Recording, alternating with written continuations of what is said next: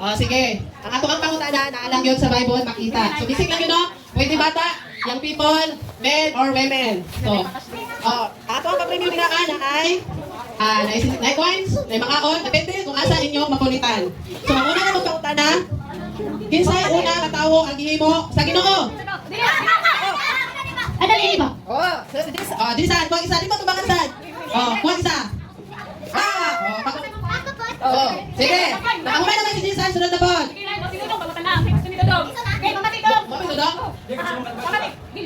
Who was the first woman in the Bible? Si Eve. Very good. Ikatalo. Pwede. What book of the Bible?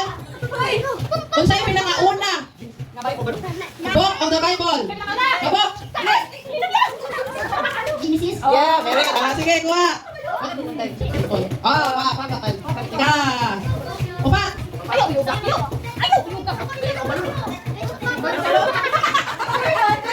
Sige, what was the name of the garden where Adam and Eve lived? Garden of Eden.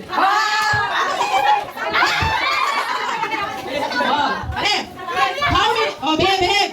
How many days did God take to create the world? Bilangan na, di ba?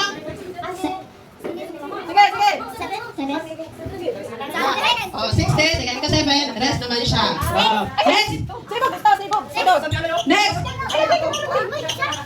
Who built the ark?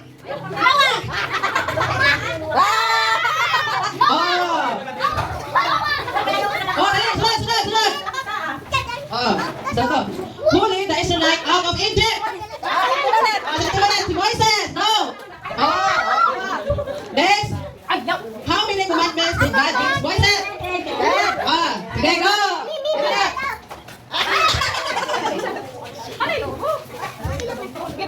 Kinsa man itong ikaon sa lakong isda?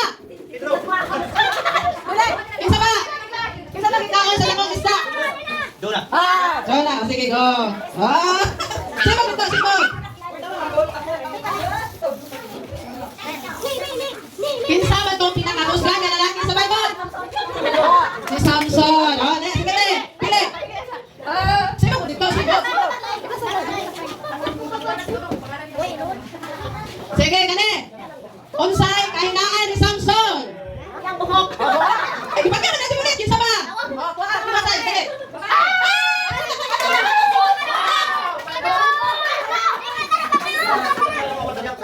Next. Sibog dito, sibog. Mga bata. Kinsay mama ni Jesus? Diya, nauna. Go. Kinsay mama ni Jesus? Bisa. Mga bata sa.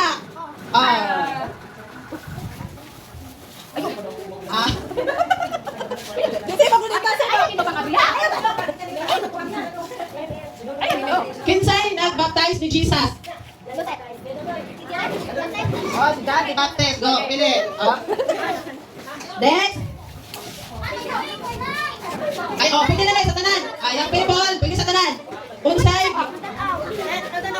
una nga gihimo ni Jesus nga mirakulo? Pili. Unsa ka? What Jesus first miracle?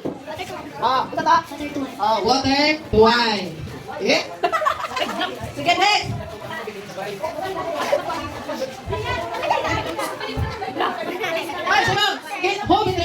Who betrays Jesus?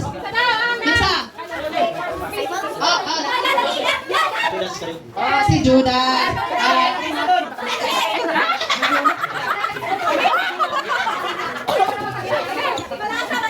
Who wrote most of Psalms? Kinsay nagsulat sa Salmo? Ano mga Salmo? David. How many books in the Bible?